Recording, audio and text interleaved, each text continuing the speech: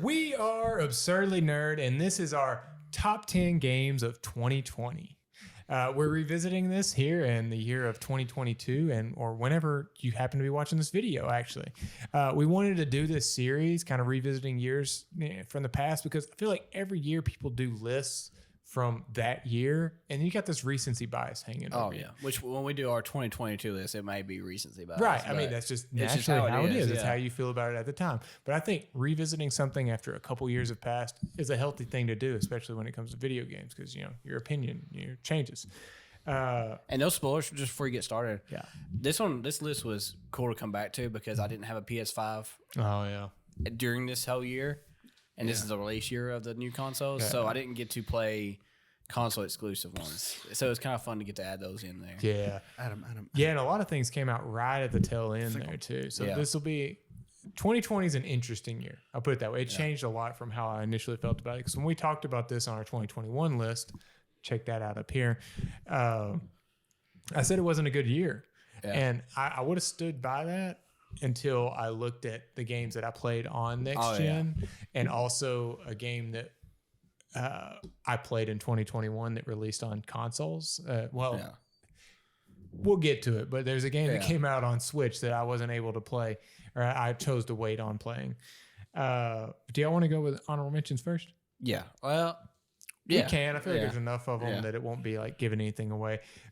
One thing I want to say is Kentucky Route Zero was highly revered, not specifically our kind of game. Yeah, I haven't played much. I've never played it, so yeah, I feel like it would be on like, and if you like every kind of game, this game would be on your top 10. Yeah, but just not really specifically my kind of game. But you're not going to see that game here, not from us, not these guys. And can we go ahead and say what the worst game of the year is? We need to do that. We might as well. The worst game of the year, and I think we're all in.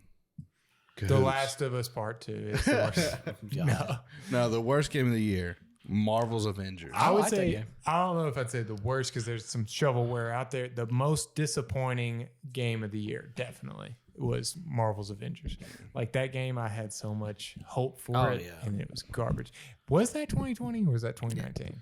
No, it's 2020. Okay. I don't know. That game feels like it was so long ago because I've tried to put it out of my mind. Yeah. There's good elements in that game. Yeah, like the characters are cool looking, but the characters are characters I love. So yeah. Well, the story I didn't dislike the story. It's when you got shoehorned into missions that were like the same map over and over it's again. Like this is meant to be multiplayer, but they're putting it in the story just so to get you familiar with it. I guess like the missions where you're walking through like set pieces and stuff and having conversations. Yes. Those were like really good. The Tony Stark mission where he fucking has to like build a suit out of a box of scraps in a cave. Out of a flight helmet and some other bullshit. But at the end of the day, it's the lowest effort for what you have. Like they knew they had Marvel, they knew they had the Avengers. It's like we don't have to put that much effort into the structure of this story. We just kind of keep popping you into a mission, and we give you some cutscenes because we got these cool characters. We might as well give you some cool cutscenes, and then all of a sudden you're popped into this garbage mission. It doesn't feel like fluent at all. I did like playing as Kamala Khan. I liked her story. She was cool. Good. She was a good introduction to that style. Well, to me, that was my introduction to that character because that's what I've seen and not really, or seen pictures of and stuff and not really like known who it was. But it made me enjoy the show more too. Just knowing. I would say the beginning of that game is better. Than the middle and the end. Yeah, the beginning's pretty good. Another honorable mention I have, just getting back to that, is Persona 5 Royal. Like. I think most people would think of that as a 2016 game. 2017 game. 2017 America, Yeah. We had this discussion. It's an Ultimate Edition, basically. Like, there's DLC. There's a change, a big change to the game. But at the end of the day, I'd rather put it on our 2017 list. It'd be very high on the list. I'll say it's the best version of that game, but I agree. Like, if we're only putting one, I'd rather go back to where it started. And I agree. Because the bones of that game are the 2017 game. Yeah. And my last big, you have to make it an honorable mention because I do think it's like a game changer if you got to play this game. But there's hardware limitations, money limitations that allowed us not to play this game. Half-Life Alyx. I saw that on the list, and I was like, I thought you were going to say another game. If I had a few thousand to throw. No. That made the list. I think I know what you're talking about. Yeah. If I had multiple $1,000s to just make a whole room out of the Valve Index, kick you fuckers out. I have a whole room. But you don't want to spend $1,200 on a freaking or however. I think it's at least $1,000. Yeah. But Half-Life Alyx, I know is a special game for the people that got to play it. We just couldn't play it. So that's where we're at on it. But all right, now to the main list. Number 10, Assassin's Creed Valhalla. Heck yeah, that's a good 10. Yeah, I think that's where it is. And it's funny because we did a list with the 2021 list had Far Cry 6 as our number 10. Yeah. And this is a way better 10. This is a way better 10. I agree. Honestly, it's higher on my list because I'm also replaying it at the moment. Yeah. And it's just that same old. I'm a newbie. I guess I'm just a fucking. I guess my favorite. He likes Square. No. You know, you like whatever, and I like Ubi. I like things that aren't tied to any specific indies. But no, I like Ubi. Right. We all like Ubi. Yeah. We're more positive than the industry, than the community for video games are. Yeah. But I see the negatives more than anyone. Like, see, where Valhalla hits for me is like Odyssey is like the stuff I care about. I love the Greek mythology and Greek stuff more than I do the Viking stuff. So, I mean, I was always going to like Odyssey more. But I do like Valhalla. It's beautiful on a next-gen console, and it's just like... Holy shit, yes. If you want to spend a year on a game, that's the one. Because that game is hundreds of hours. I'm planning on spending my September since it's kind of dry and there's not really any games that I really want. Splatoon 3, sir? Oh, yeah. I'll be playing Kirby. You said that, and I thought of Spelunky. I was like, Spelunky's been out. If I play the Switch, it'll be me playing Kirby Forgotten Lands. And you've forgotten to play that anymore, haven't you? No, I haven't. It stares at me every day when I walk by it. September is kind of dry. But, Assassin's Dry like your Creed. chicken. Dry like your mama's chicken. Odyssey. That was unaggressive. I'm sorry, dude. Odyssey is my favorite Assassin's Creed. Valhalla's great. But I don't think it's the best Assassin's Creed. I think Assassin's Creed 2 or Brotherhood, one of those two. 2 is my favorite. Those are the best ones. I think this is my favorite because I like the open worldness and I like Cassandra and like. Oh, Cassandra's such a likable. And I never got that connection with Eivor. I never got that feeling. I love Eivor's voice actor. Yeah, dude, his voice is epic, bro. It's so good. I like him better than most people did, but I do feel like it's dry compared to Odyssey. And like, honestly, Origins has some of the better personality in it. Yeah. I don't care as much about the Egyptian stuff. It really is just like pick your poison. It's honestly like, if you like the new style Assassin's Creeds, all 3 of them are like 8+. You know what I'm saying? Right. I hate the people that really hate on the way that Assassin's Creed is trending. I feel like they're putting in more work than they ever have. They are, but it's just also like it started with its roots kind of in stealth. Yeah. So you're going to have those people that are like, oh, the first games are stealth and you don't have to hit someone 50 times. But even because I've been replaying Odyssey, I still do stealth kills and stuff like that. Like it's there. But it's a fair point that this is Assassin's Creed. Yeah. These games don't feel like Assassin's games. Oh no, they're history. Like they're just history. Like they're just set pieces. What kills me is I still have yet to cut out the present day storyline stuff. Like we give a shit. Oh like, why have they not give up?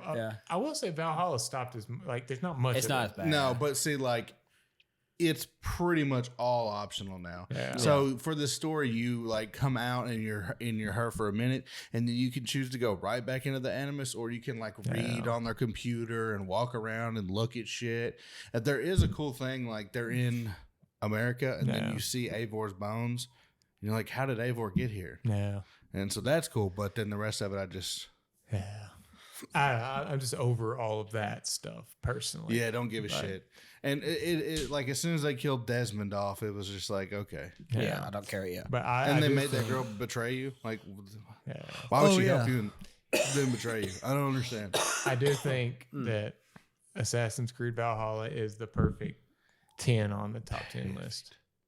Like, not perfect game by any means. Like it's a little long in the tooth, but I think for this list, it's a lot of content. It's a perfect 10. Nothing new, solid, steady as it goes kind of game. But familiar number 9, Astro's Playroom. Oh, that's good. We went from a game that was hundreds of hours, too long, to maybe 5. Yeah, squeeze that. Yeah, squeeze maybe that if you do everything, lemon, dude, because you're gonna get 5 hours. To a game that I wanted more of. It's 100%. It's a game that I as someone who does not chase challenges or trophies, got all the little things that I could in each time I played. I didn't have to double a level. Mm-hmm. It had 4 worlds, but I think they were so diverse with that. Every one of them felt different, and I still think it's the coolest Easter eggs stuff they've done with the DualSense since the PlayStation's come out. Yeah, the sensory stuff is great. At the end of the day, I think the homage they pay to PlayStation is all the fantastic. history. Oh yeah. But you know what? All the PlayStations and I have a 5-year-old. This is probably his favorite experience. Every time I pull out the PlayStation, every time I switch HDMIs, I should say, he wants to play Astro's Playroom. Yeah. And he doesn't even know the history of PlayStation, and he freaking loves it. He's played through it so many times. I remember one time I was playing with him, and we had unlocked something that was a memory. It was for the PS3, and it was a memory thing, and just a memory attachment. He's like, "What is it?" And I was like, "Oh, back in the Dizzy, you had to get memory cards. You couldn't just have 1 terabyte." I'm glad this game was so I'm glad this game was so well received, because they're making a full price game experience for their next release. I like, which is either VR, PSVR 2, which is disappointing for me, but I hope it's a mainline game. It'll probably be more of the same, really. I hope it's this idea fleshed out. Yeah, I think it's going to be Rescue Mission 2 or whatever for VR, probably. But we'll see. That game, which is everybody says it's the best VR game, but no, I mean, but I just I like games to be what I know them as. It's just on my TV. I don't want to move on too fast because we spent a lot of time on Valhalla, and I feel like Astros it deserves a lot of credit. The music. The music is fantastic. Music is good. All of the references. I think I love that old school thing of you buy a console and you got a game on there.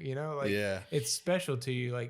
Whenever I bought my original Xbox, I had Forza. The original Forza was on there. Oh Lord! And Jet Set Radio. There's two games in a pack, and it felt so good. And they stopped doing that over the years, but this one felt like you finally got that way. You just immediately have something to play. No, when that's very true, because I think I love my Series X, but I got my PlayStation 5 after that, and opening my PlayStation 5, plugging in, and having Astro pop up first thing reminded me of the Wii.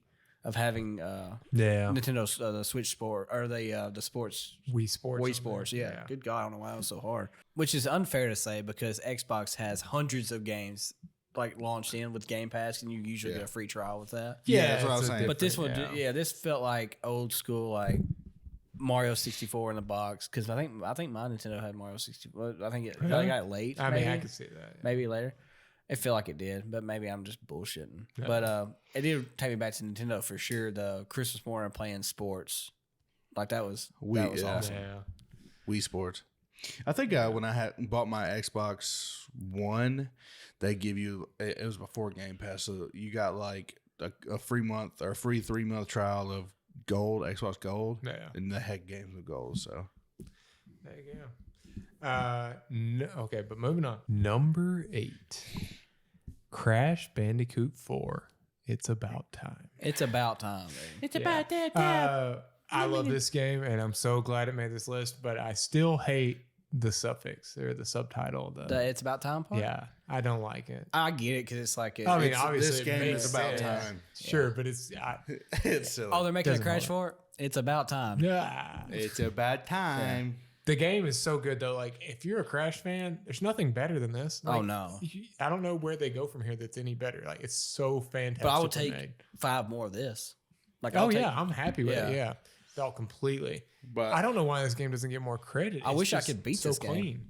But you need to. Eric is. Yeah. You're one of those completionists that you just keep trying. I'm the worst of the worst because I will keep doing the level until I get everything.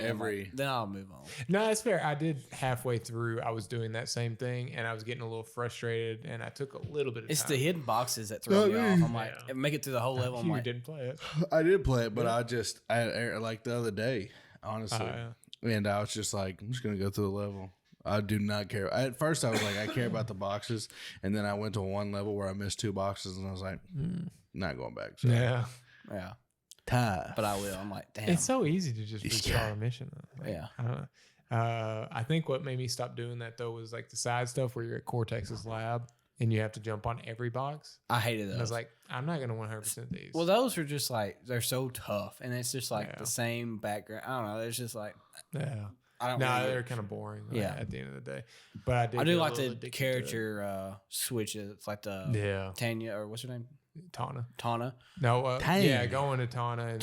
Tana having like different place abilities. Yeah, and then I want to say Dr. Robotnik, but what's his fucking name?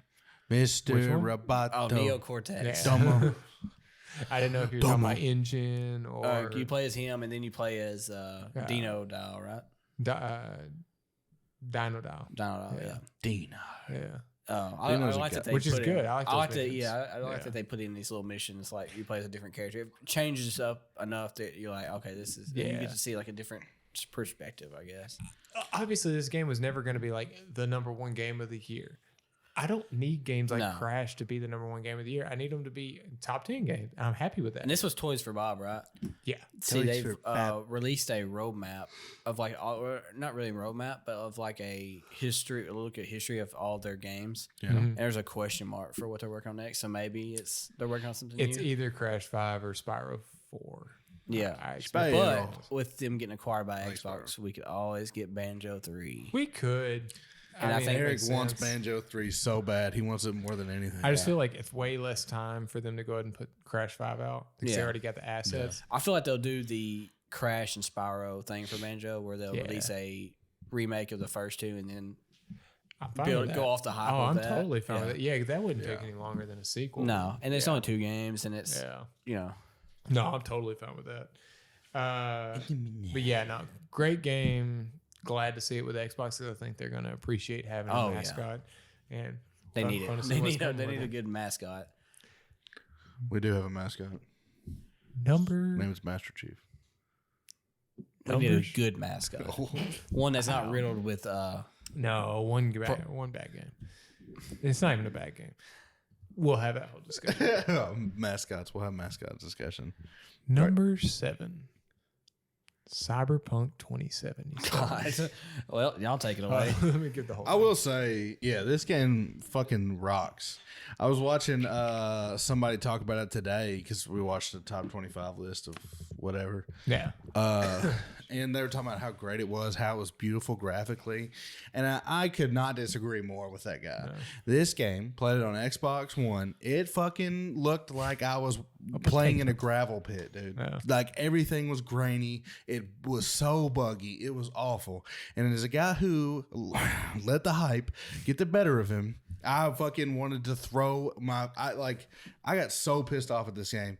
And I don't know. It's probably one of the more pissed off I've ever been. Would you say it's the most disappointing game you've ever played? No, Marvel's Avengers. Really? See, I was way more hyped for Cyberpunk. But I'll get my whole spiel in a minute. Cyberpunk, as shitty as it was at launch, it's still a better game than Marvel's Avengers. By a lot. See, but I was more hyped for it than I was for Avengers. My one thought when it comes to Cyberpunk is always thinking, and this is all I really have much to say about it, is the time we all watched E3 at Merle's and y'all were just so hyped for Cyberpunk, and I was just sitting there and like, are you not hyped for this? I was like, I don't know what the fuck this is. Dude, I don't know why I'm supposed to be hyped for this. You know what? It bothers me. Like, I wanted it to be good as much as anything to prove you wrong, to make you... Because like I remember you being like that, and I was like, "How does this not look good to you?" Like, it looks amazing. Dude, nothing ever looked better, but it wasn't what we got. Like, I'll tell you what did look silly was the sword play that they showed us, and I was like, "This looks fucking silly." I mean, I follow this game so closely that I tempered my expectations on the melee, like certain aspects. Did y'all do melee runs? Any? No, I mean I used it, but it wasn't my focus. No, shooting. All this goes to say, I really like the game. Yeah. I don't care what anyone says. So both of y'all had it? Yeah, okay. I had it just as high as he did. Yeah. I played it on Xbox Series X. It was my second behind Assassin's Creed Valhalla, my second new next-gen game. And it wasn't like it worked well for me. I didn't have any problems. Like there was a couple of moments where I had restarts, but it wasn't past what I get from most games. And I think the writing was good. Sure, they still overpromised on the story and the things you could do in this game. At the end of the day, it was a game. It wasn't anything crazy past. And they also like teased that you would be able to customize your character. Yeah. You would be able to do all this stuff. You don't. Yeah. There's a bunch of missing features. The thing that I think brings it down, because they've added a lot since launch. Well, yeah, but I played it at launch for the 50 hours until I beat it and everything, and I really liked it. But they really overpromised the difference in my story and your story and his story and everyone having such a different experience. At the end of the day, the 3 routes they give you are basically they're the same fucking thing. And they connected at the same point. Yeah. But there's also there's basically 3 or 4 really different endings, and they go better. They go better with what type of style you like. But if you choose Corpo, this ending goes better with it. Yeah, it means you can get the other ending, but it just doesn't go as well together. But what I'll say about this game is, if you strip away all of the 10 years of hype and everything like that, and you just compare it as a game to other games, it is a good game. It would be like a 9 with the creativeness and the gameplay and everything. Of course, the bugs. If they would have released it on the console that it should have been on, PC and next gen, all it should have been on. Yeah, it would be like a 9, and we'd be happy with it. I don't think anyone would have it as it's not like Fallout 3 changed the game type. They just overhyped it, honestly. It's it's the people who made Witcher 3, my favorite game of all time. Yeah. And then it's a setting that I like more. I like sci-fi a lot. Yeah. I did not like that they changed the first person, but I could understand. I thought it was weird at the time too, but I prefer that. I pre-ordered this, and I went right before work that day to go pick it up and all that, and I had it installed while I was at work, and I got home at 2 that night, and I played it. I had to leave for a flight at 6, so I played that all the way up until 6 o'clock. Yeah. I played for 4 hours straight, and then I got back from vacation. I was like, I'll just play that some other time. Dude, put it on the back burner for 3 years. Yeah, I haven't played it since. Really. Not gonna play it until whatever happens. I bought the PS5 version, and I'm gonna eventually next time. What makes me so sad is 100% once you get into the romancing and the personality of that game, you will like it. I'll tell you what the worst part of it is someone who started it over multiple times, beat it the first way I beat it, and then I was gonna go and try to get another ending. Yeah. I do not like the brain dance. No, those the whole brain dance. And it's not, you can't skip it. It's like a 2-hour mission that you have to just fucking slog through. Now there's a lot of those choices. Fast forward, listening to them talk, rewinding, listening to them talk, zooming in, switching lenses. Tutorial for that. Jesus. But moving on. Number 6, Spiritfarer. Wow, this is way higher than I thought it would be. Who would have thought? You must have, not me. You must have put it way high, because I put it at number 10 on my list. I know Eric didn't put it on his list. I had it pretty high. You didn't have it at 10. You had it at 9. Me? Yeah. Which got it above Cyberpunk 2077. It's a fun game. Who would have thought, though, 3 years ago that Cyberpunk, the game that everybody had been hyped for a decade, would be ousted and beat on a little old podcast? I'm saying it like IGN put them above, but I think IGN would have Spiritfarer above. See, I didn't play Spiritfarer, so this is another. Y'all are going. It's a fun game. Yeah, dude. It's a blind spot. It's super fun. You would really enjoy it, I think, because it's about building friendships. I mean, you get that Persona 5, and then it's also about building the boat out a little bit, and managing, and then all these beautiful stories told together. This game is 2D. It's pretty to look at. Honestly, Animal Crossing could learn some things from this game in terms of how I feel connected to my my villagers, my boat mates. Yeah. That's another game we won't hear from this list. Ever. No, it won't be on this list for sure. But yeah, like that, they have similarities for sure. You're doing the crops, you're doing the missions for people, but this feels more personalized. Yes, the stories of them, and also the nature of the game is that you're a Spiritfarer. You're spiriting these. You're ferrying these spirits. I don't know how to fucking say it. You're helping these dudes get to the afterlife. Right. So you got it. You're helping these bros. Exactly. Yeah. That's exactly like it he starts won't come out back with again either on this list. Who, Caroline? Yeah, he's not on this list. But yeah, it's just a beautiful, like, simple story. But I'm a sucker for sad shit, so I love when this stuff gets sad and like. Spoiler alert, but there's someone on the boat that, like, a couple, I'm sure, I haven't gotten super far in the game. There's a couple of people that are like related to her, and it's super sad, bro. Like, it makes you think, and it gets, there's animals on the boat. It is, but they're people. They're spirits. Well, they're people. It's all like the game's interpretation by way of the spirits being animals. Like it's an interpretation. But you like sad, sappy stuff, and this game has it in troves. Also, like Platinum, so maybe you could. Yeah, it's on PS Plus now. This game, there's very few games. Is it? It's leaving Game Pass. Yeah, I saw that. But there are very few games that like actually make me tear up and get like super invested.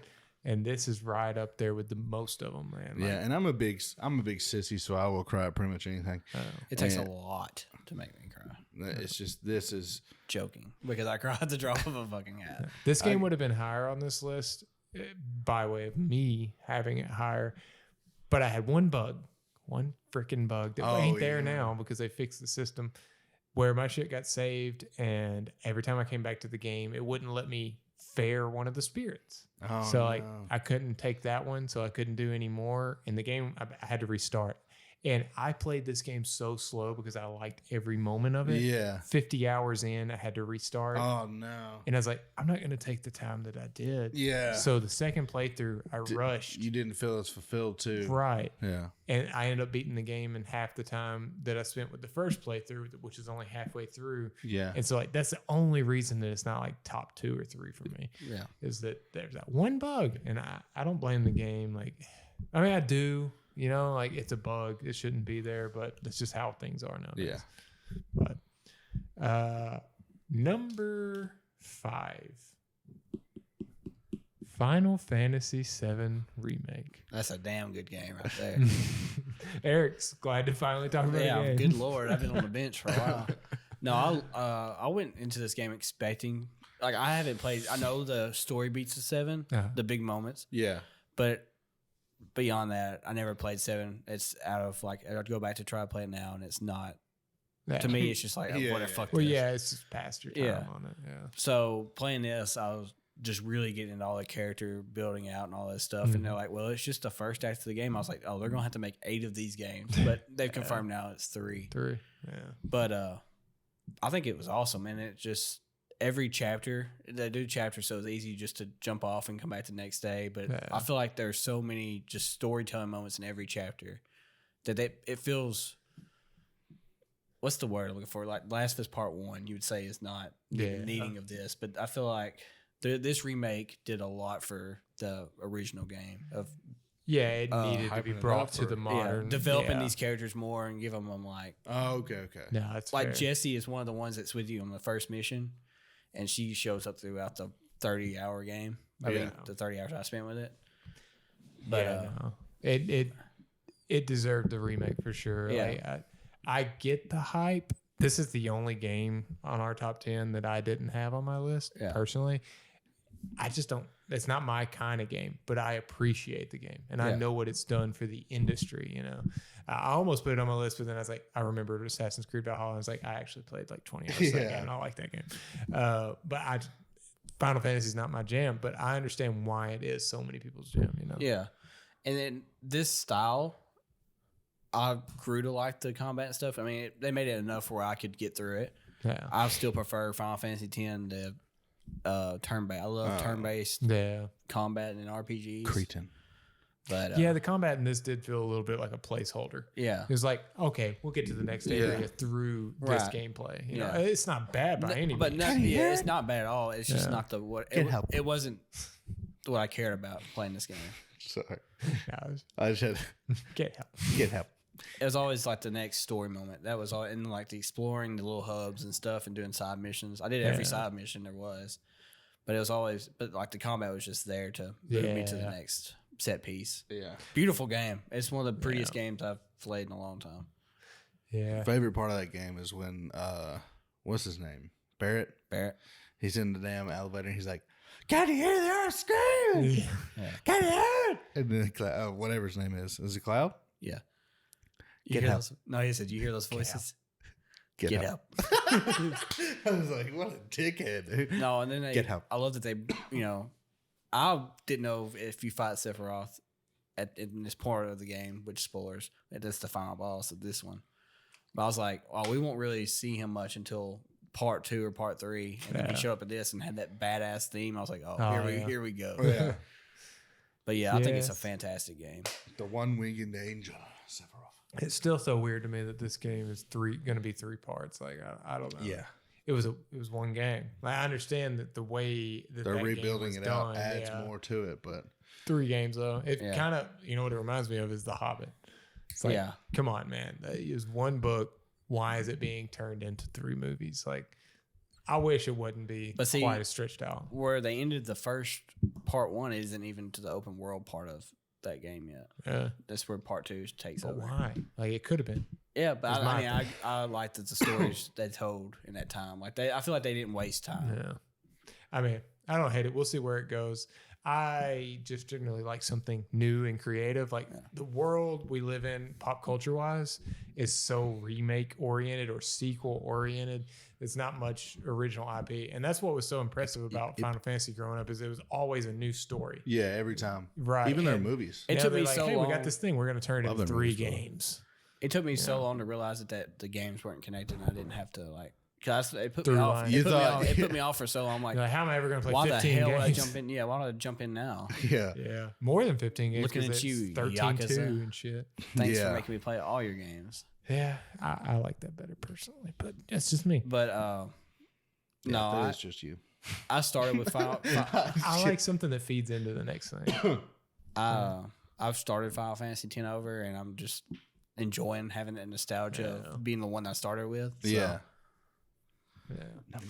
Now, I like it. I'm glad it's on the list. It deserved to be. But number 4, Animal Crossing New Horizon. 4? Number 4. Damn, I thought it'd be higher than that. Nah, I put a little on my list. You want to start off, Cole, since you play it the least? Yeah, I'll start off. Nothing negative about the game. It's just not my type of game. I keep coming back to it, and it grabs me for... Like, when I first started, I did play it for, like, months. And then when you fall off, you fall off. And I come back, and they already added so much to it and all. And I don't have my island the way I wanted. I don't even have my house paid off yet. Like... Just dig up those weeds and get back to it.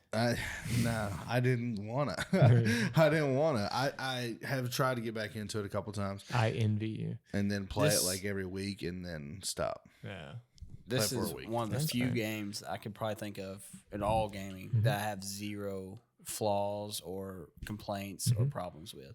I think you're right on that too. I think it's almost, I would say, I hate to say perfect because nothing is perfect, but that game is just like when it first came out, it was such a movement. COVID had to do with that too, but like, it definitely hit at the right time. Like waking up that day and just playing that for a couple hours and doing your little stuff around the island, and it still being kind of grown up and wild and stuff compared to what it is now, and like it was just a new experience. Yeah, I mean, I really love that game. Yeah, I don't think it's crazy to say it's a perfect game. It also doesn't take like huge risks, so it can be the best version of the other games and still be perfect and draw people in and all that. So, you both said it. You both said it exactly right. It is perfect. And it also doesn't take too many risks. I've played like 600 hours of this game. I fucking love this game. I can go back to it all the time. But while it's perfect, like when I play it, I'm like, this game feels amazing and I adore it. there's always those things where I'm like, damn, I wish they would kind of do this little extra. Yeah. And it's like they reserve that for the future or something. I just wish there was more. Like, I feel like the villagers are there, but are like they don't interact enough for me to like. There's no ongoing stories and stuff with like because we were talking about it earlier with Spiritfarer, you're more invested in those characters because they have a deep story. There's a lot more interaction. And with these, they just like give them a. It's almost like present, and then like they like you a little more. It's almost like Groundhog's Day with them because it's like it doesn't matter if you swatted the hell out of them with a net yesterday; they will be your best friend the next day. That's a good point. That's a good point. Spiritfarer is like I know the end game here is I'm getting you to the afterlife. Yeah. That means something. So every interaction we have is progressing you towards like the ultimate end. Yeah. Whereas like you said, it is like Groundhog's Day with the villagers on the island. I wish there was some kind of like ultimate either loss or win when it comes to that interaction. But I think that's why people love this game so much. Because it's just your daily cycle. Yeah. You know, it's like I wake up, I farm, and I've done that so much that I can't complain about the way it is because I've woke up, grabbed all my fruit, and been happy to go through this day for an hour, and then I move on with my actual day in real life. You know? I feel like I had such a schedule too. It was like wake up, I'm gonna go around and get the fruit, I'm gonna sell that, and then I'm gonna go around and look for fossils. I'm gonna check those in. Like it was always like a checklist, but it wasn't like nothing I had written down. It was just my mental like. And then the music, I swear the music is so good and it changes really every hour and you never get tired of hearing the same. The reason this game is so high for me is that it's the only time I've ever woke up and immediately had to play a game. Yeah. Like obviously there's multiplayer games like Modern Warfare and stuff like that where it's like I wanted to, but it was like, you know, I can play that later. This game is like, I need to wake up and check what's different today, and what's in the store, and do all this. It's like it created a routine in me. And also, once I love that about it. And when I realized they added where you could go to other people's islands, I had like told my sister that I got this game, and she had people that she went to college that were like, yeah, come to my island. You know, they're from Australia, so their shit is all like the reverse. It's all different compared to mine. Yeah, Southern Hemisphere stuff. Yeah, it's cool. It's a little overwhelming with that, and not that it takes away. I like that there's always that option, like, oh no, there's sharks, right now and stuff like that. Yeah, like it's awesome. But that is a little bit of a drawback compared to because I had it at 3. There's 2 games I have above it just because there was a little bit of stress to this game that like I missed this whole season. I came back and it was snow, and I'm tired of it being snow. Oh yeah, that's what I got tired of snow, and I feel like the release date was in March. Yeah. So the first holiday was the Easter one, and I got sick of those fucking eggs. Yeah, dude. We did every bit of the Easter stuff. Yeah, I did too. Because it was a brand new game, so you wanted to do all of it. And then like I saw so many fucking eggs, I was like, screw this. I'm done with this shit. That's fair. That's a fair point. But moving on, number 3. What could it be? Hades. Oh yeah. Okay, now I got to the last 3 now. I'm mad in this one. Oh, this was my number 1 game of 2020. Wow. I fucking love this game. This game is amazing. I didn't even play this game in 2020. Honestly, the top 5 of this year are heavy hitters for me. Yeah. And I did not realize that at the time in 2020 until I was like looking back on it today, double checking my list. I was like, I play these games fuck ton. That's the thing about this year. Especially Hades now.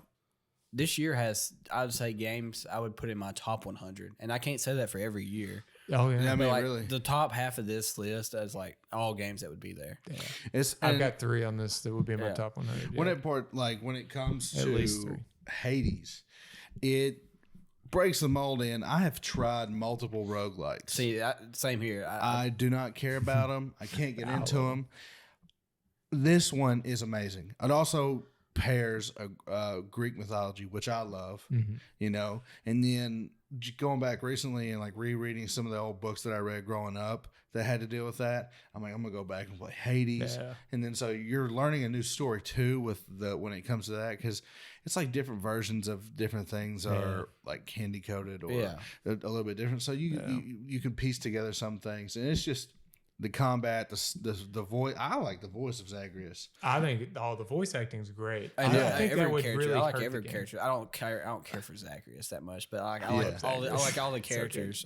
They all have good voices and distinct. Like even if you just heard it, you know which one. Well, imagine that game without the voice acting. I don't think I would have liked it as much. No. Like obviously the gameplay was still good, but that ties it all together. That voice acting. And there's also like when you are playing it and you don't know the story and you're trying to figure out why, like what's escape, like there is an element of sneakery. Like, it's known that you're Zagreus, you're trying to get out of Hades, but like it feels like the gods are helping you, but I haven't really gotten super far, I haven't beat it yet. Yeah. But it's also like they're teasing you a little bit. Yeah.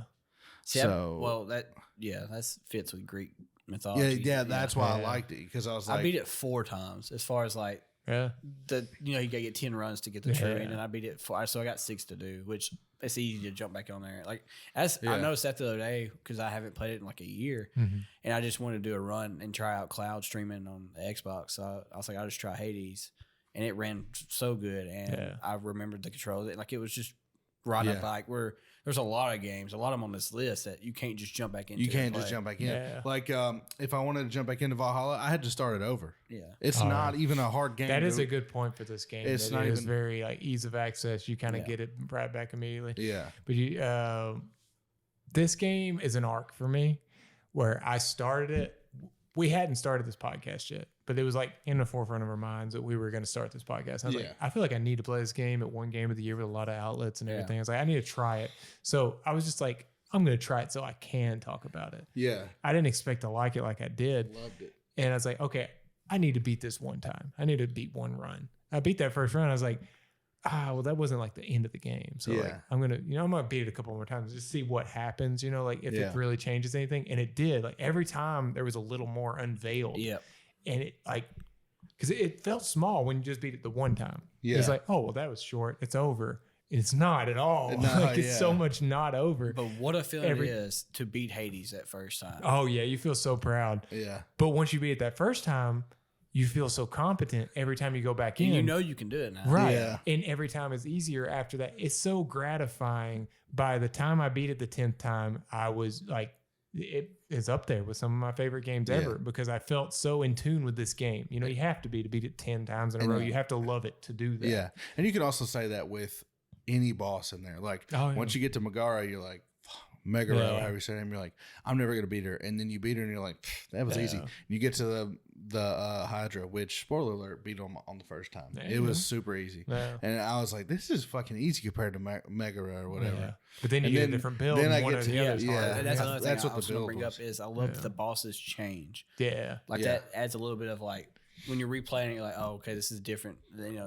It's not the same shit over and over and over. Yeah. I've definitely done more than 100 runs on that game, and like so many of them were vastly different than the others in terms of the amount, like each boss being different. Like the combination was totally different, and I think that's why it is for me, it's a top 20 game all time. Just personally for me, because I love roguelikes, and it's right up there with my. I don't see many arguing with you on that point. See, I've made like at least 50 something runs on there, and I never got tired of getting back. It never pissed me off to get back there because I knew there was something that you progressed. Yes, and then there's always I always went around and talked to everybody, and it was and the dialogue was that's well the best part. Yeah, and then like the more you play, the more you unlock in the codex, and you can read the codex, and there's some sort of return on what you just did, regardless of if you only got to Meg. Even if you just got that far, you got something that you're going to benefit from for the next run. Yeah, but the music is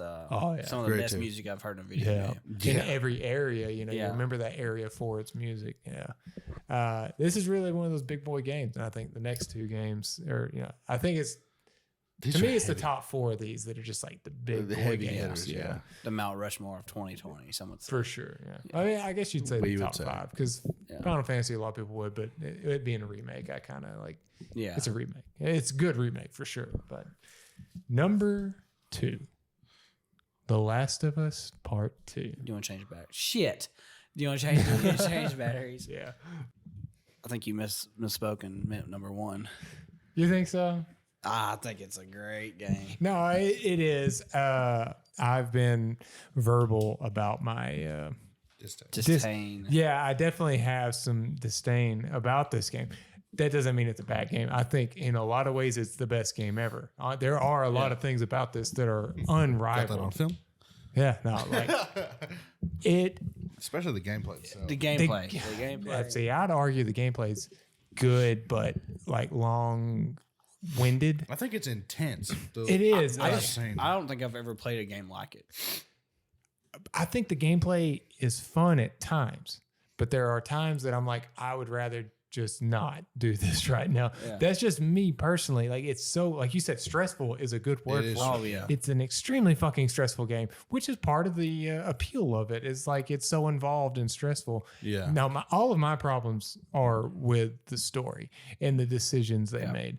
Like, at the end of the day, that's why we've over and over on this channel had the discussion of having a debate about it, but 1 versus 2. Yeah. And the reason that 2 is lesser for me is because I love 1 so much. Like, that's really what it is. And I think me and Marley are in the camp of when we played 1, we did not want a sequel. No, because I didn't think, first of all, I didn't think it needed a sequel. I think the sequel is very good. Don't get me wrong, it has nothing to do with Last of Us 2, but I just think the story did not need to be bastardized, and I was hoping that they wouldn't do that. Right. Which, in my opinion, they didn't. Maybe in your opinion, they did a little bit. They also did try to force some story beats that you didn't really particularly like. I think they did. You know what I would equate it to? I'm glad we're leaving you for the more positive. Yeah. Like, now I'm not even going to tear it down completely because we're going to do a debate on this eventually. But what I equate it to is if you took a Nolan movie, the best Nolan movies, and then you made a fucking sequel, and you ruined this awesome left up for interpretation moment. That's what bothers me about it. And like, even when they announced the sequel, I was like, I'm excited because I love this game so much and I trust these guys. And for the first half of that game, I was like, oh, I trust them still. Yeah. And then there was this moment, they just ripped it out of me where it's like, I don't care about you and how you feel and what we built around this other experience that you fell in love with. We're going to do what we want. And I respect it to some extent, but it didn't work for me. Sequels take some of the mystery out of it. So I think I can see what you're saying. It's kind of like when Denzel, I don't think, but I think what you're saying is like Denzel's never done a sequel. And then he did Equalizer 2 and it was ass.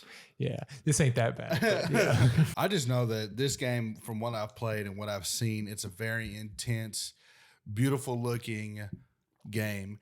And fun is not the right word, but gripping. I think it is definitely gripping. It's gripping. I do think it would have been very easy for them to go and give us what they gave us in part 1 and just rehash that and make another easy cash grab story. And I'm glad they didn't do that.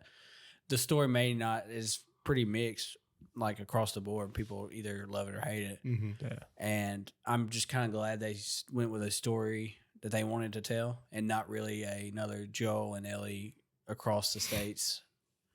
Like, it could have been very easily been a sequel. Yeah. And I'm glad they didn't, because like maybe we would have thought lesser of it too. I think is what I think if they would have just done another Joel and Ellie go on another adventure and their stakes, I think we would have thought lesser of it. So I think they knew they had to swing for the park and swing for the fences and do like a new risky kind of story. It's more memorable. I'll give you that, but I would have rather they did that because I would have enjoyed it more. It wouldn't have, like, at the end of the day, like you said, bastardization, it ruins my opinion of the first game. I'm just that kind of person where when something comes out, I can't help but retroactively judge the thing before it. The Force Awakens was a great movie until The Last Jedi came out, and all of a sudden, that's how I feel about. No, it's not that severe. I still love The Last of Us, but it's a little. It used to be really close between God of War and The Last of Us, and now it's like, no, it's easily God of War because I know, like, I have more promise for where this is going to go. Yeah. I don't know. It just felt like to me they were trying to do another, like, they wanted to offend people. They wanted to make people talk about it in the way that, like, I think they wanted to make people think. Well, yeah. Honestly, I don't think they went into it thinking we want people to hate, like they want people to hate that scene, but they also want to force you to play as this character and realize like they want you to she think. got revenge and it didn't help shit out. And that was the moral of that story is she went through the same shit and was not better off for getting revenge. And then Ellie is on the path to revenge. Yeah, and we already see how. We see it. You know, I think it's a perfect discussion because I think me and you equally love the original. So for you to interpret it, that way in a positive light and see it through their lens, like it's good.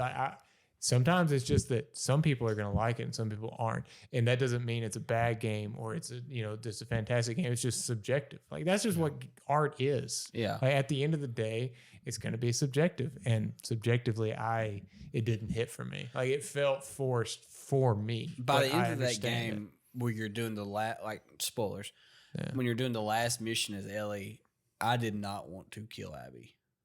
Oh, I still did, just because I saw the writing, and it's like with a bad movie to me. Like it's not a bad game, but the writing to me was bad, so I could see that they decided that you were supposed to feel that way. That you're supposed to feel like I shouldn't want to kill Abby. And so in my mind, I was like, well, now I extra want to kill her because they're trying to make me feel this way. Like, I guess I just like saw what they were going for, and I was like, I kind of get this whole revenge shit. If it wouldn't have been like 15 hours of it, and that it wouldn't have been so telegraphed. I want a director's cut, and like I've heard this on other podcasts and stuff too, of like start out the same, but then when you start getting to where it's chaptered off with day one, Ellie. Switch over to day one Abby and just kind of like, so you're not just playing as Abby for the last 15, especially if you don't like that character. Yeah. You're stuck with her for 10 to 15 hours. No, I mean, I would prefer that, but calling it a director's cut, I think we have the director's cut. I think that's Neil Druckmann wanted it exactly as it is because he kind of made that clear that he was proud that he made people do it the way he wanted them to do it. And like, that's just where it offends me is that he's like so proud that he made me so angry about the Joel thing and then made me play as Abby. And see, and I was full on with Ellie until it got to a point where she was doing shit. I was like, oh, this is. No, I never had that moment though. I think all heroes are all hero movies have that. When the woman was pregnant, I was like, oh, that wasn't her fault though. No, but it was like she didn't know. It was too far. Like it went to not really too far for It made you think oh shit, there's consequences. Sure, but. No, your actions have consequences. But they didn't deliver this thing to where the moral was supposed to be Ellie seeking revenge, and then pushing it too far in an Anakin moment where you're like, oh, Anakin's in the wrong. I never felt like Ellie was truly in the wrong. This is the moment because Abby had the chance to forgive Joel whenever he saved her life. See, that's the one. It all falls apart right there for me. That's the one scene I wish wasn't in the game is where they work together because it just it ruins. Yeah. You can't feel sorry for her after she saw him save her, and then she still goes through with it. And it's like I can't want to play as her when she did that. But she didn't give a second thought. What I do like is so why should I? Ellie's Joel moment with the golf club, and seeing that is Abby's dad's moment, from part one. I like that parallel. The moment we hate is the moment she hated. Yeah. At the end of the day, the reason I'm low on this game is because that is the only time I've ugly cried at a game. Yeah. Whenever Joel died. Yeah, dude, it sucks. And then there, I thought they were gonna fix that problem for me. Yeah. I thought that was gonna be worth crying about. I think I felt like when they killed Joel, I was like, oh. This game is gonna be revenge. It's gonna get there. Dude. We're gonna kill every single one. Let me feel good about killing all of them, but they didn't let me feel good about it at all. But that's the moral. That's what I don't need a life lesson video game. I'm grown up. I'm not gonna also murder anybody. But I mean, that's just that's what the story they wanted to tell. I guess. But I mean, I walked away from that it was the same week I got put on quarantine, so I was here and I was playing. That's why I played. Yeah. So. When I was done with that game, I didn't want to play anything. I was empty. I was like, I just don't want to play anything right now. I mean, I do want to say, we did make a saddest moments list, and now thinking about it, that Joel murder had to be number one. I think it's angriest. Saddest is still to me him losing his daughter. Like, that's true, but no, this one was definitely sadder to me because I was like, this man has done nothing but try to love her, and like she loves him back, even though they go through their little spats. Like, it's her dad when everything has been taken from her. Oh, it's definitely sad when you look at it through her lens. You know, it's it's his daughter when everything's been taken from him. Yeah. They found a second chance in this apocalypse, and then this bitch who he saved kills him. Also feels the same way about her dad as probably Ellie felt about Joe. I know that. I'm okay with all that. I'm talking about the saddest. Yeah. This is still so sad. I was just like, oh my God, it's fucking awful. Oh, at that moment, all this shit. At that moment, there's no happiness in that game. Yeah. But like that moment, I was like, well, I mean, I'm done with this. But, as soon as they gave me, you gonna play as Abby? Okay, I'll jump off a cliff for 15 minutes. But like, still didn't feel any better. I was stressed as playing as Abby, protecting the little kid and stuff. Like that was. Oh yeah. I was stressed the whole time playing that.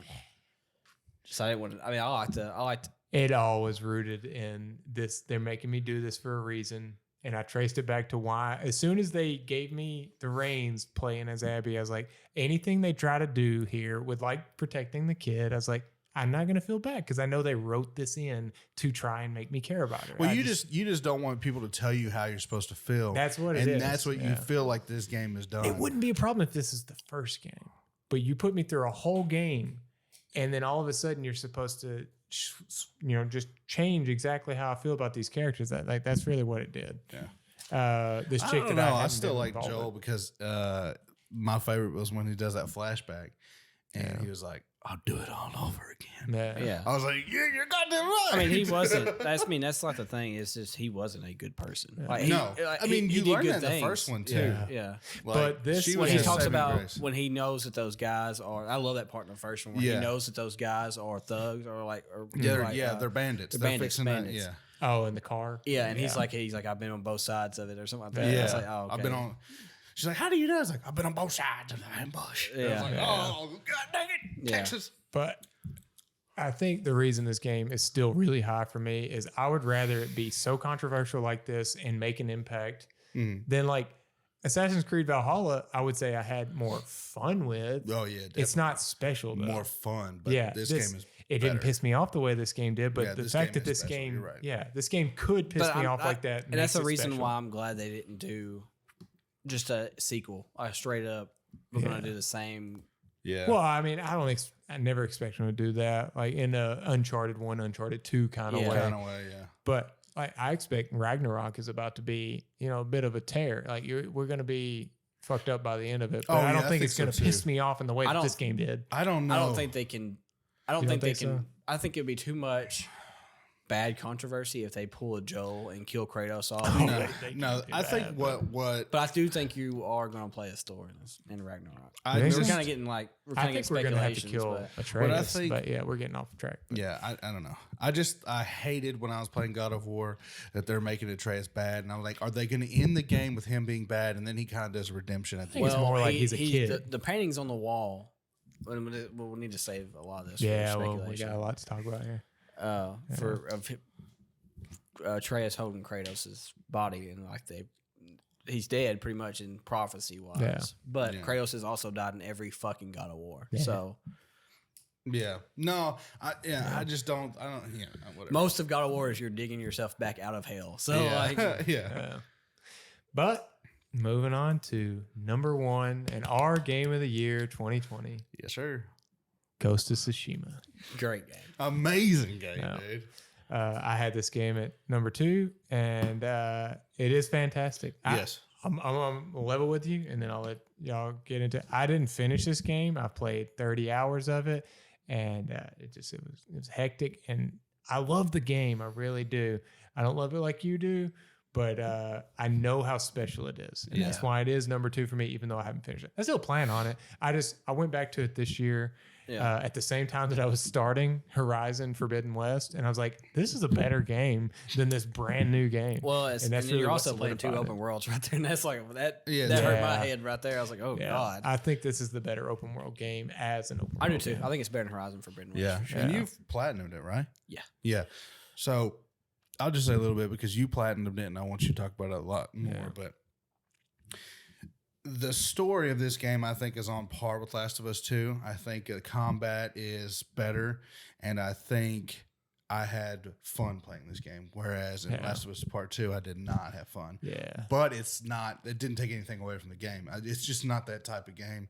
And this game is great on all, like the combat, the duels, everything. Oh yeah, it hits all cylinders for me.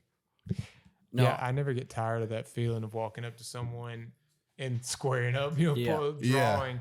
Like that's, I think that's what my biggest compliment to this game is. Whereas like in a Ubisoft game, which to me, it's a bit of a compliment and a bit of a drawback, where I compare this to like an Assassin's Creed or a Far Cry, but I think it's better. Like I think it's where it's a compliment to me is that it does the things they do right in a way that doesn't get old and doesn't feel routine. You know, it's like every time I get into one of these duels, it feels good and it feels like it applies to this part of the game that I'm in. You know, no, the standout for like remembering seeing this at E3 was where you ride the horse and there's no HUD, and I was like, well, there's going to be a HUD. There's going to be just fixing to say there's going to be a HUD when we actually play this, and it ends with the fight in the cherry blossom tree with the older woman. Yeah, and you're just like, that was one of the most cinematic looking things. I was like, there's no way they nail that when this game comes out, and they did. Like I think every big battle like that had that cinematic moment. Yeah,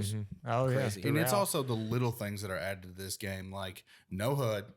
Immerses you into the game. The wind is where it tells you where to go. Yeah. The foxes guiding you to things, like the birds guiding you to other things.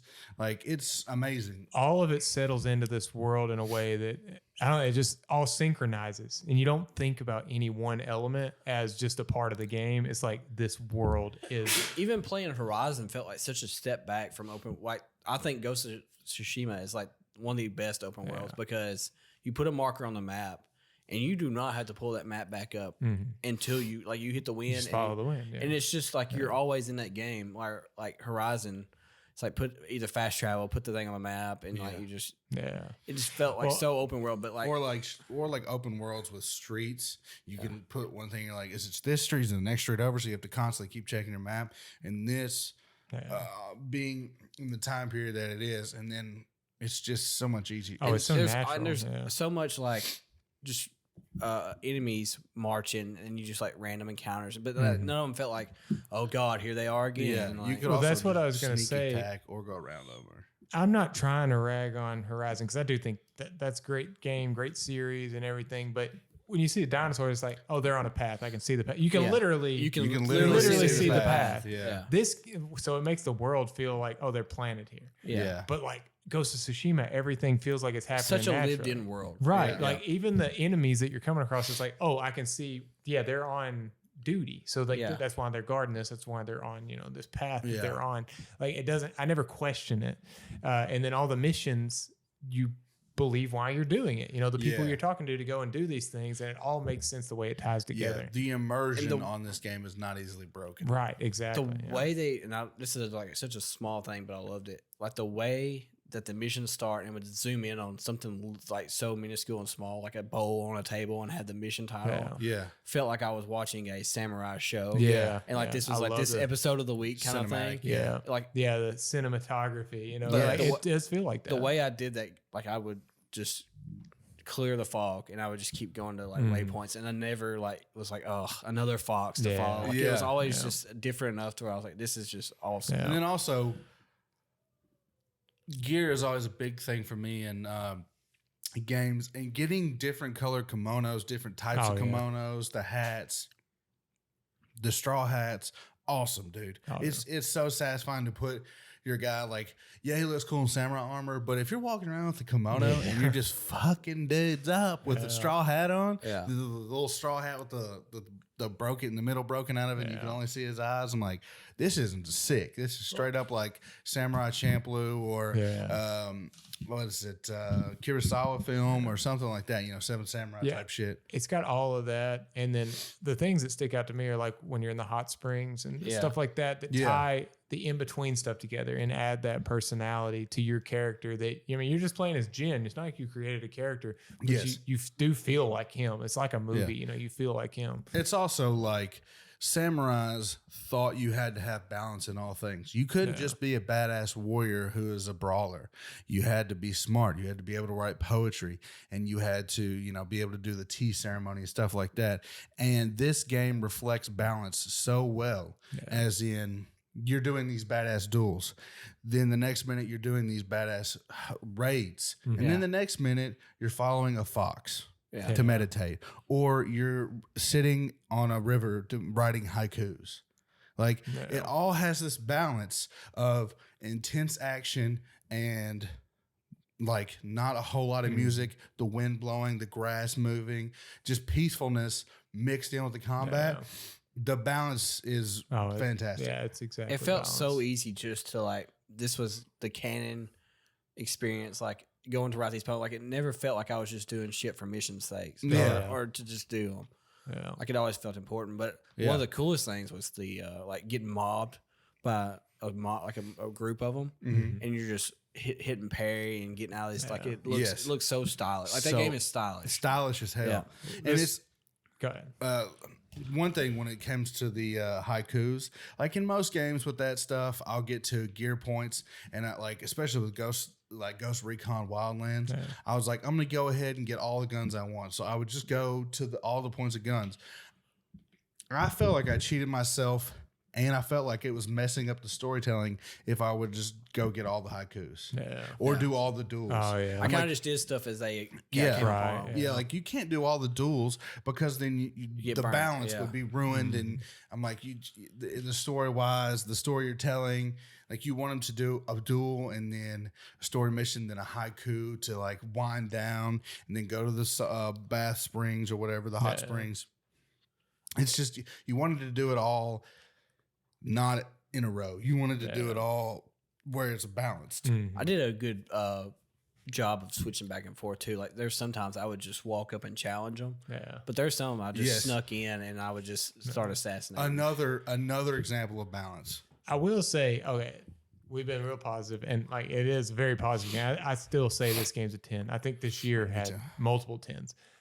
My only critique of the game is that I would have liked to have more.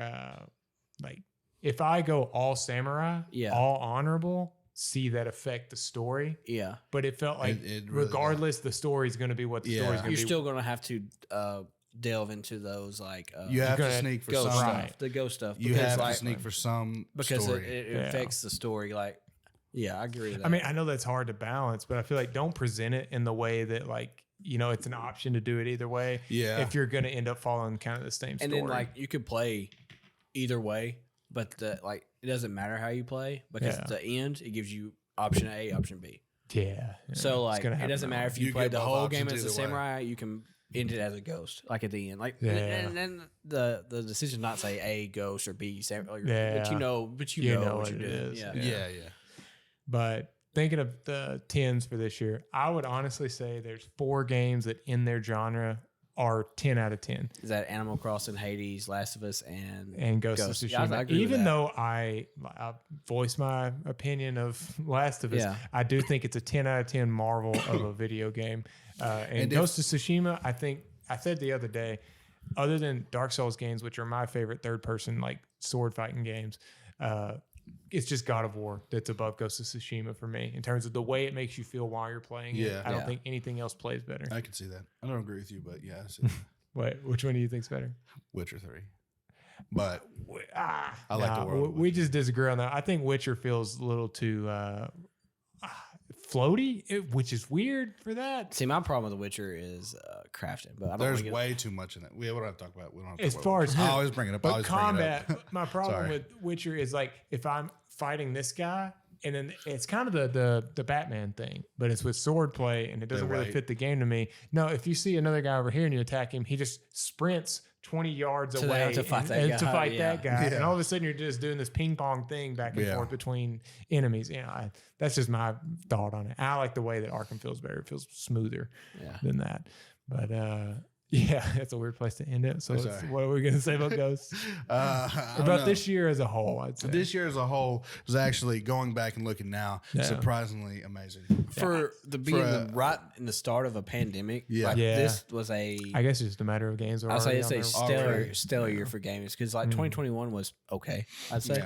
Yeah, it was starting that delay. And then there's one, I'm trying to think of what year always stands out as my least favorite. I want to say 2019. Is it 14? Oh, the older ones? Yeah. I don't know. I don't remember 14 particular. Well, right. It was the console releases. It and like nothing. There was nothing that year. I didn't like 19 personally. The reason I don't remember this year. Control won Game of the Year. That tells me everything. The reason this year. So I thought Sekiro won Game of the Year. Well, that IGN gave Control, and then, go ahead. The reason this year is so important in games and why I like it more is because there was that meme for a long time that 2020 was like the worst year in existence until we got 2021. Yeah. And it felt that way. And a lot of people, maybe you at home watching us, your escape is video games. Just like my escape from this shit that I have to deal with every day is video games. Yeah. So this game, like there was games that I could spend, multiple games that I could spend hours on, and then there's fun games to plug in between, like Spiritfarer and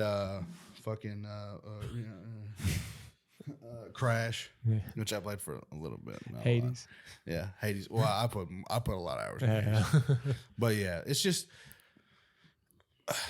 this year was important and it needs to be recognized, and I'm glad we went over it. Oh yeah. So no, it was definitely a very. I kind of downplayed it last time. I remember you saying it. I was like, you're just like. Well, in the moment, I didn't care as much. I mean, obviously, Ghost of Tsushima. Where is Doom Eternal? It was on my list. Another honorable mention that we got to the end. Doom Eternal didn't make it, and Ori and the Will of the Wisps. Was there any on mine that didn't? Oh yeah, my honorable mention didn't make it.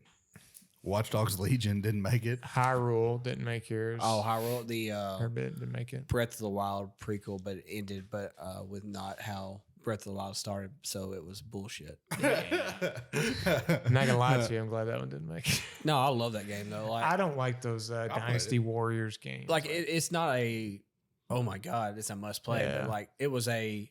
I had that on Switch, and I was watching Big Brother, and that was what I did. Is I played, I sat there and played it and watched it. It was a turn your brain off kind of game. Yeah, I will say, as far as like best games of 2020, I really do believe that Doom Eternal and Ori and the Will of the Wisps are both two of the best games of that year, but they didn't do enough different from what their predecessor did for me to put them above some of these more fresh games. Add this into honorable mentions: Miles Morales and Bugsnax.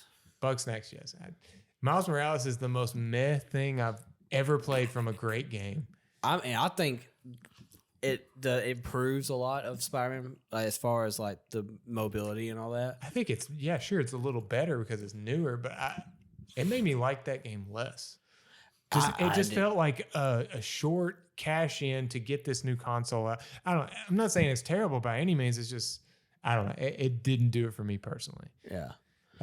I don't remember that game anytime I think about PS5 games I've played. See, I do, because the end got me all misty eyed, but that was just really when the community like embraces him. I like that. And that game felt like it was DLC. It was DLC. That's what it was. It was DLC. And no one will admit it, but that game should not have been a full length game. No. Because I've played DLCs longer than that game. Yeah. So many people would be Witcher like, Witcher 3 put out 2 DLCs that could have been whole games. Yeah. Could have been Witcher 3, what's it called? Hearts of Stone. It could have been called that, like kind of like Assassin's Creed 2 spun off they put 2 other games. Together, yeah, Hearts of Stone and what else? So many people would be mad at me saying that like Bugsnax deserves it more than Miles Morales. Bugsnax is fun as fuck, and by it's the way. unique and fresh, and it did something different. Miles Morales did. It is a subtraction, in my opinion. Yeah, it's just like it's Spider-Man Lite is what it is. Yeah, the gameplay's improved because it's a newer console, but it's Spider-Man Lite, and that's kind of why I didn't want Doom Eternal or Ori and the Will of the Wisps on there, just because they're a little bit of an improvement, but it doesn't feel like they went off the beaten path. Well, both of those, I'd say Doom Eternal and Ori and Miles Morales, all three of those, the game that came before them is the better game. They're the more concise games, but these pump more. Well, no. Miles Morales, I'd say it was kind of the opposite. This is the better gameplay with less content. But the story is nothing that can't be touched. Right. Yeah. Eternal and Will of the I'd say Wisps Ori is better gameplay, but the first one drew me in way more than the second one. It's just bloated. Yeah. That's the word I'd put in Doom Eternal, I didn't play, but I think I like Doom 1. I like Doom 1 better personally just because it's not bloated. Like I do feel like Eternal is trying to do too much. Yeah. But that was our review of the top 10 games of 2020. Let us know in the comments how you feel about this, what you would have as the game of the year. Yeah, I'm gonna know. Yeah, we really enjoyed doing this list. It was fun to revisit it, 2 years later and see how we feel differently. I would give 2020 4 Joel's head smash with golf clubs out of 5. So that's poor. It's a poor rating. It was a good year. Like and subscribe, and we'll see you next time.